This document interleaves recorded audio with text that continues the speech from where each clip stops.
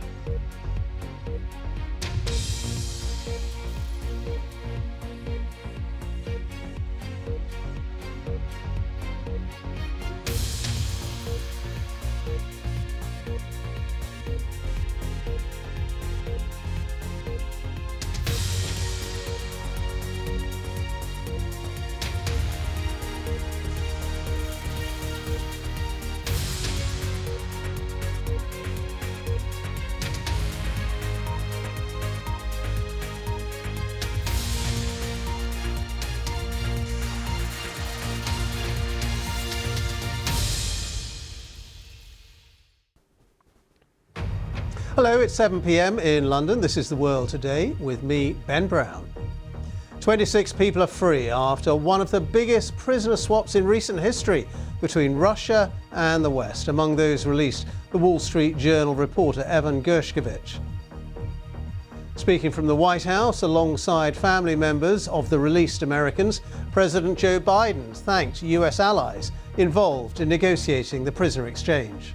Moments ago, families and I were able to speak to them on the telephone from the Oval Office.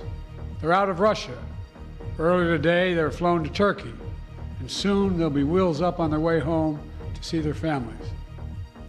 In other news, in the UK, the suspect in the Southport stabbings has been named as Axel Muganwa Rudakubana after restrictions preventing him from being identified were lifted.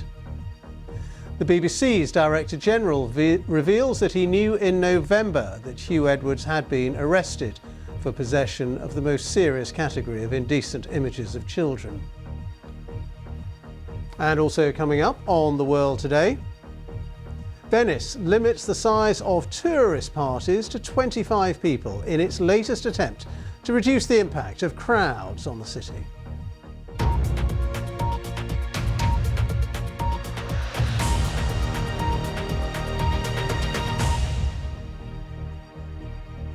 Hello and welcome to The World Today, an hour of international news from the BBC, and it is one of the biggest prisoner exchanges between East and West in recent modern history. 26 people have been swapped between Russia and the United States and 5 other countries. The White House has hailed the deal as historic. President Biden has called it a feat of diplomacy. Well, among the 16 people released from custody in Russia is the Wall Street Journal reporter Evan Gershkovich, the former US Marine Paul Whelan, and the Russian-American radio journalist Alsu Kumasheva.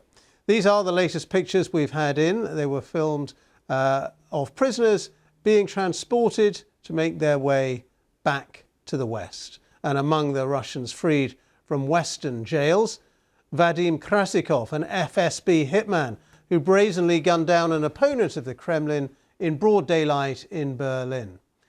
Well, Steve Rosenberg, our Russia editor, has this report from Moscow. It was a complex operation. Planes flying in from